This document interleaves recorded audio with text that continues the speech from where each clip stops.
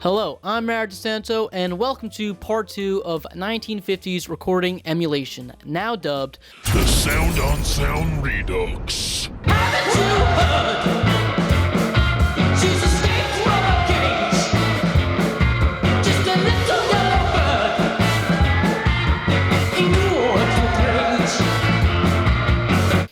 First of all, if you haven't seen part 1, please go watch that one. I'll put the link somewhere in the description. Once you watch that, you're going to have a solid foundation for us to start this video.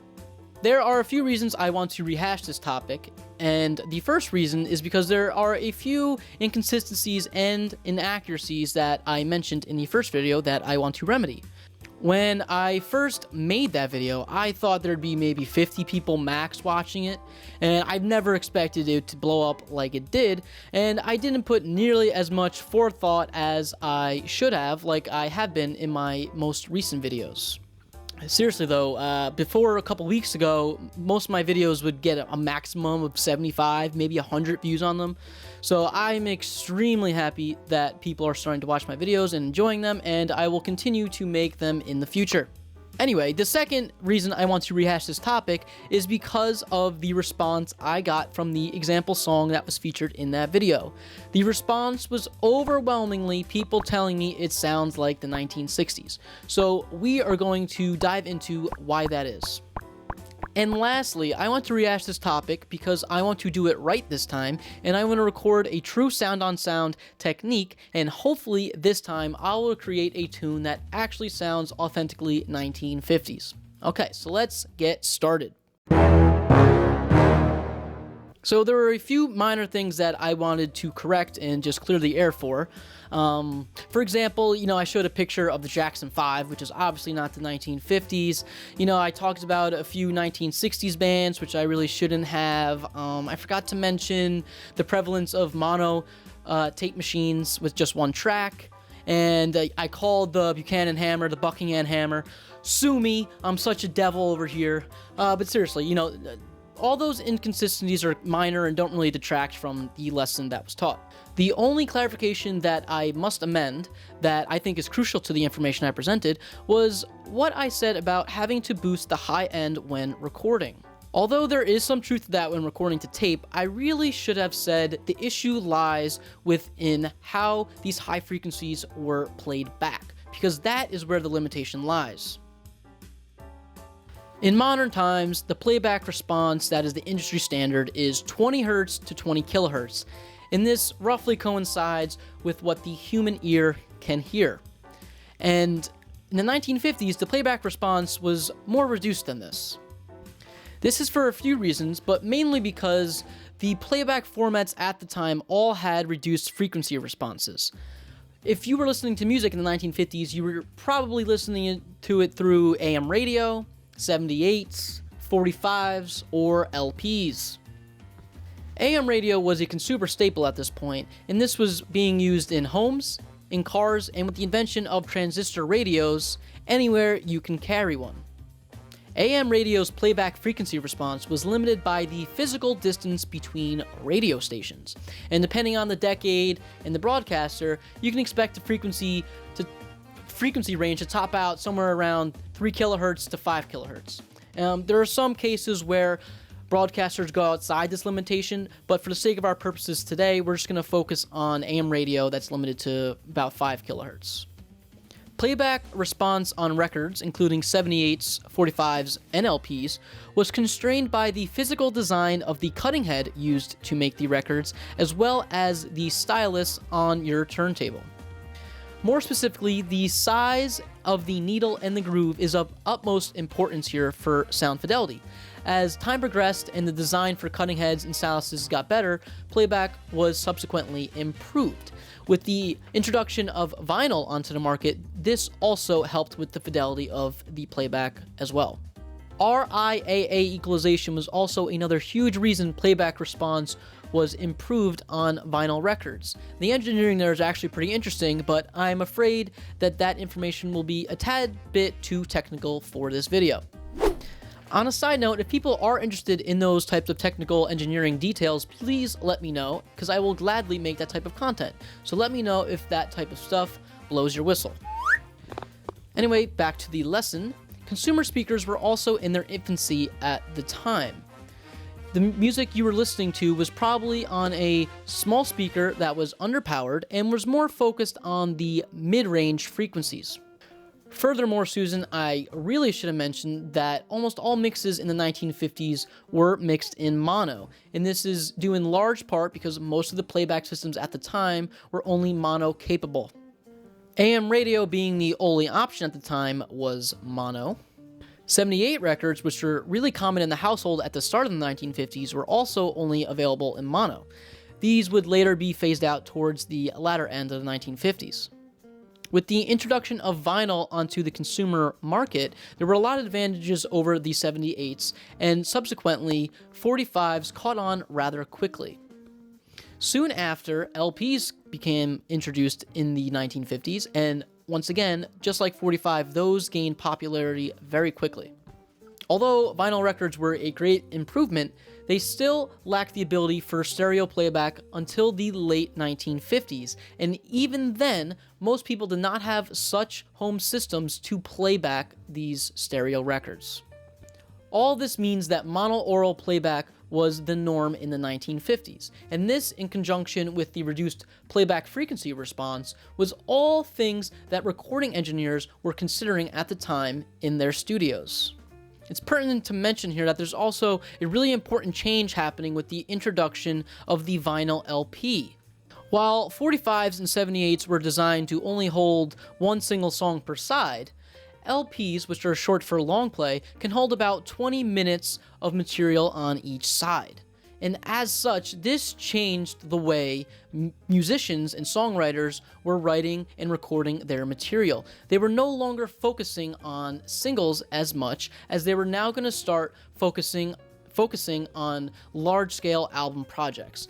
This wasn't really seen in the late 1950s just yet, but when the 1960s roll around, we're going to see this in full effect as more and more artists are going to start focusing on their albums instead of singles. Okay, let's take a moment to talk about what I learned from making that part 1 of this series. As I mentioned in the beginning of this video, a large majority of people told me that the song sounded like it was from the 1960s. So let's talk a little bit about why that is. You can argue the reason it sounds like it was from the 1960s is because I recorded it in a manner that is roughly consistent with the way music was recorded in the 1960s studio, but I actually think the reason is more simple than that, and I'm going to use another one of my songs to facilitate my point. The song in question was also featured on the last video, where I used it during my segue between chapters. I'm going to play that part of the song right now.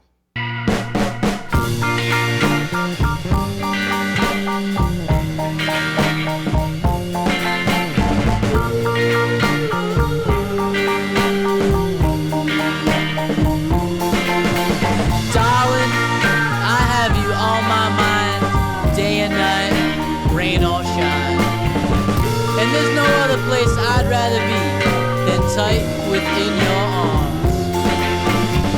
After a hard day's work, when I get sad and lonely, just plain old missing you, dear, I whisper these sweet words into my pillow and hope that you can hear. Darling, you have me high above the clouds. Tonight I'll dream of you, dancing in the moonlight.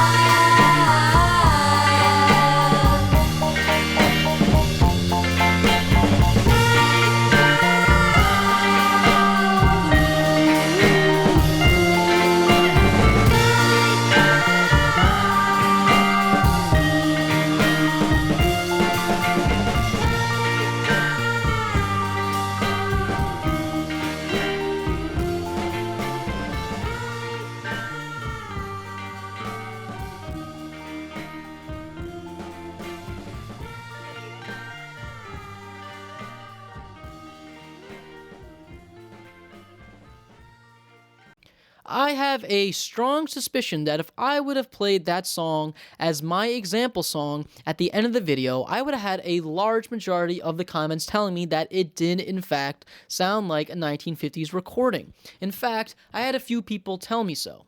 And all of this is in spite of the recording process used to record that song being wildly different than it would be in the 1950s. I did a lot of overdubs. I had close mics on all instruments. I was compressing after I tracked everything, EQing after I tracked everything, and like I'm saying, it was not a 1950s approach whatsoever. And I think this is significant because it shows that the actual songwriting itself is way more important than how the music is recorded. That song in particular utilizes the 1950s chord progression, or some people like to call it the doo-wop chord progression, and that really helps the case in making it sound like a 1950s song. I know I'm going to have a couple comments telling me that that song sounds nothing like the 1950s at all. It sounds very modern, and I would agree with those people. However, I think for the average listener, they wouldn't be able to pick up on the small intricacies that points in the direction of it being a modern recording.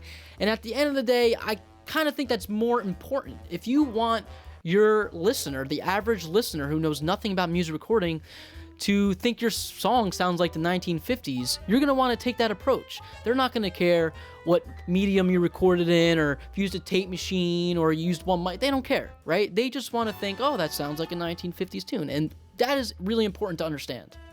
So back to the songwriting aspect, I don't think it has to be as drastic as using the 1950s chord progression. In contrast, though, if you look at the song Pretty Girl, I have a lot of influences from the 1960s there, and that is why I think that song sounds so 1960s. Pretty girl, take my hand. Pretty girl, I'll be your man. Little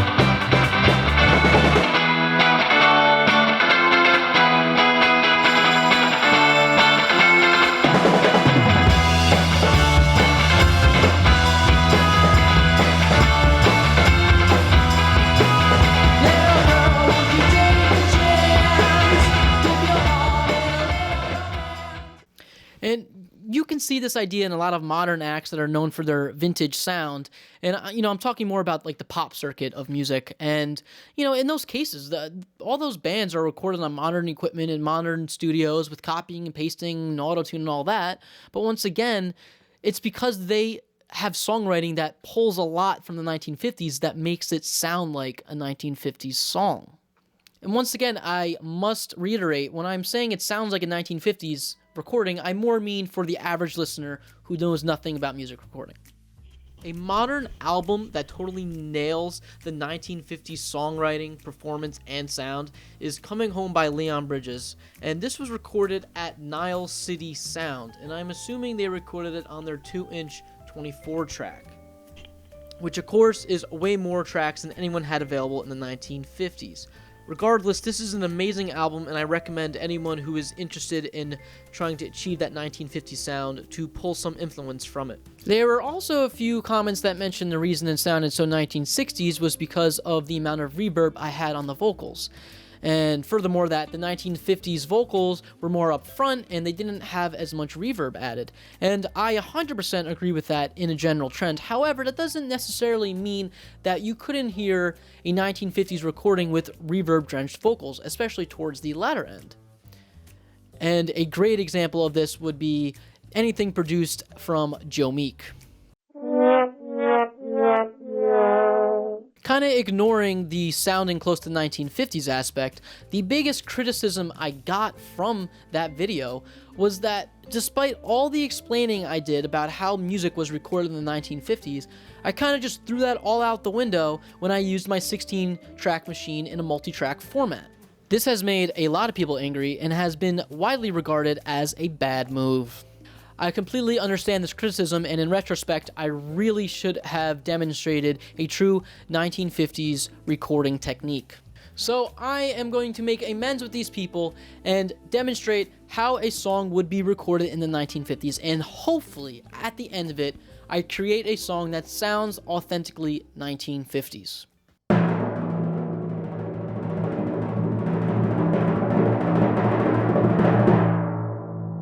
So let's talk about the new approach that we'll be taking this time around when recording our song. This time I'm going to demonstrate a actual live room tracking situation, and I'm also going to utilize sound on sound technique. I'm going to have to cheat a little bit here because just like in the first video, I still have no friends and therefore have to simulate a live room tracking situation. In order to emulate a true live tracking situation, I'm going to utilize my guitar looper pedal that has 2 inputs and 2 outputs, and I will be using these to drive both a guitar amp and a bass amp simultaneously. While those are playing, I'm going to be playing live on my drum set and following along. And I'm going to be using my looper pedal a little differently than intended here. I'm not going to be recording a loop that I will be recording to. I'm just going to record the whole song in one fair swoop. This way, when I play it back, I can record a whole song without any looping. Normally, I am a purist, and this type of approach feels very wrong. But today, I guess I'm just going to have to be a bad So I am going to set up the recording space just like I did in the first video, where I have one singular ribbon mic that will be capturing the drum sound, the guitar sound, and the bass sound simultaneously. I could use close mics in this situation to get a more focused sound, but I kind of want to see what I could accomplish by just using the one singular room mic. Now with this sort of setup, I'm going to have to do a lot of tweaking and moving around amps and changing volumes and changing my volume when playing the drum set live. And it's going to take a lot of effort to get a balanced sound where you could hear everything equally and where I want it on the track. I'm also going to be putting some compression onto this track when I print it to tape. I'm going to be using a slow attack time with a medium to low ratio. And once this compresses, this is going straight onto my 2-track machine back here onto one track. And once I get a recording that I like on this one track, I'm going to use true sound on sound technique to add a vocal layer to the song. By sound on sound technique, I mean I will be summing the sound from track 1 that we just recorded with my live vocal take onto track 2 of the tape recorder. And with this sort of setup, there are 3 important things that you have to think of when you're doing this type of recording. You need to have forethought to make sure that you're going to be performing the recording just as you want it. You're going to have to do a lot of tweaking to make sure the end result is exactly how you want it. And if it's not how you want it, you're going to have to redo it. And 3, you really have to commit, because once you make a decision and record it and move on, you can't go back 3 takes from now and try to fix what you had already done. And technically, I could be using overdub technique on my 2-track machine, and that would still be period correct for the 1950s. However, on this particular 2-track machine, you are unable to do overdubbed recordings, and that's because you're only able to monitor off the reproduce head. So that means any overdub recording that you do will be offset by the distance between the record head and the reproduce head. This is a major setback of using this particular 2-track machine. The song I'm going to record today is one of my favorites from the era. It is a cover that is arguably one of the most important and influential rock songs ever to be recorded. We are going to cover Bo Diddley's Hey Bo Diddley. Another thing I want to try when I record this song is, instead of using the 15 inches per second option on my 2-track machine, which is what I always use when I record my mixdowns onto, I'm going to change it to the low speed of 7.5 inches per second. When you use this 2-track machine in its 7.5 inches per second setting, the playback response is significantly reduced compared to the 15 inches per second, and this goes hand in hand with what we were talking about earlier in this video, and this is kind of my homage of some sorts to the 1950s, and I also think that it will subconsciously help the average listener listening to the song to think it is an older song, because people tend to generally associate duller sounding songs with not a lot of high end in it as being older sounding.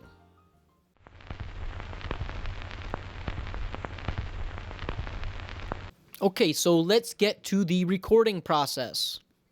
Okay, so the first take is all 3 instruments being tracked live in the room onto track 1 of the tape machine. Let's take a quick listen.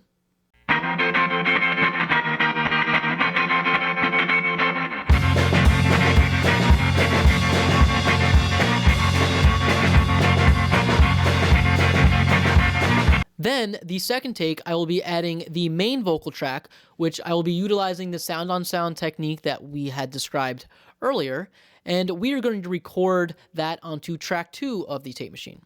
One little girl lived on the hill, rustled just like a buffalo bill. Then from there, we will be recording the third take, where we'll be adding the first round of backup vocals, once again utilizing the sound on sound technique, and that will be recorded onto track 1, erasing the original live room band recording. So let's take a quick listen to that now.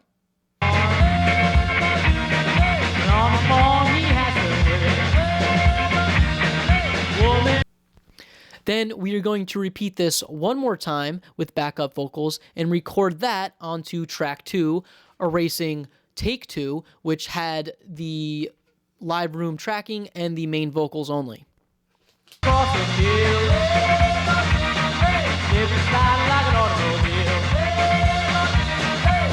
Okay, so now let's take a listen to the whole song so you can get a bigger picture of the end result.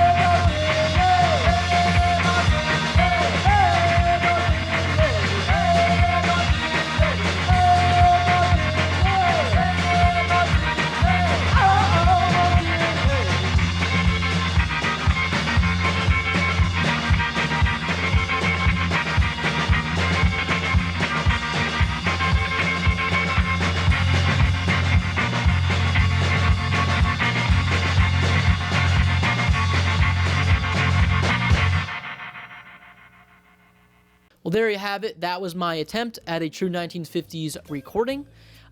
Once again, this was my first time trying to record a song like this, and naturally, I learned a lot of things. So let's talk about those things. First takeaway is that I had to compensate the high end pretty drastically when I was utilizing the sound on sound technique. The combination of the low tape speed and just generally recording onto tape was significantly reducing the high end of the tracks. And even with me compensating the high end, you could still hear the degradation of sound with each sound on sound process that I took.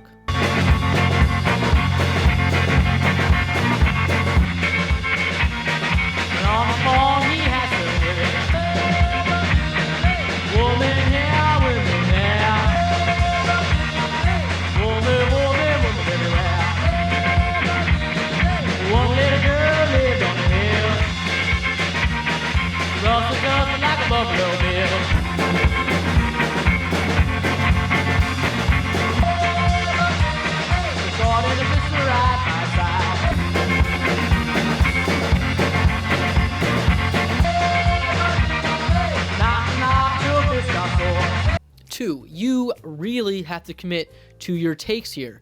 By the time I realized the main vocal track on the song was absolute trash, it was too late. I had already recorded the live room tracking take, and I would have had to start all over in order for me to redo the main vocal tracks. 3. You really have to be careful to make sure you're not making any mistakes when you're recording like this, or else, once again, you're gonna have to start all over. I had originally intended in this video to keep doing the sound on sound technique and just keep adding vocals and instrumentation just to have some fun and see what would happen, and gradually look at the degradation of sound with each bounce down. And the 5th track I was going to do was to add maracas, which is, you know, right up Bo Diddley's alley. And when I did my first take of adding the maracas to the full song, on playback, I realized I had the maracas way too loud in the mix. It overpowered most of the song. So I went to re-record that at a much lower volume this time around. However, I made a mistake and I accidentally re-recorded over the wrong track. So now I basically erased take number 4, which had just the backup vocals and no maracas, and I was just left with the unusable take 5 with maracas on it. Hopefully I explained that well, because it's a little confusing. Thankfully though, I had ripped take 4 onto my computer before I made that mistake, so I didn't have to start all over for this video. 4th takeaway is, although there is a loss of high end, I really forgot to think about the slight bump in low end with each bounce down that I was doing using the sound and sound technique. And if you listen to the final result, it is very bass heavy, and this was not originally intended. And by the time I realized this, it was too late because, like I said, I had made a mistake and accidentally erased over take 4 of the recording. So I had no choice but to just leave it as is once it was ripped to my computer. And 5, and most importantly, I learned that I do not have the same charisma as Bo Diddley. There is a reason I have this guy hanging up in my house. He is a huge influence on me, and it was slightly discouraging when the end result, I really just did not do Bo Diddley justice here. I think the end result was not that great, especially the vocals, both performance-wise and recording-wise. And, you know, next time around, if I were to do something like this, I really need to make sure I am happy with my takes before I move on and commit to a new sound on sound take. In conclusion though, I still don't think this sounds like a 1950s recording. I'm really curious to hear what you guys have to say on the matter. And I was slightly disappointed because, you know, this time around I did everything 95% period correct for the 1950s, excluding the use of a looper pedal, obviously. That's not 1950s at all. So, you know, you guys let me know if it sounds like a 1950s recording, and also let me know if I disgraced the name of Bo Diddley. And before I go, I want to give a short shout out to someone who had reached out to me weeks ago when they stumbled upon the first part of this series. This guy's name is Thomas, and he is from France, and he had sent me a bunch of recordings that he had recorded in a true sound-on-sound technique, as he is a huge fan of the 1950s. And I think he did a way better job of capturing the essence of a true 1950s recording. He is a extremely friendly guy, and I highly recommend you go to his channel, Boomerang Records, to go listen to his material on there. He literally has hours and hours worth of material.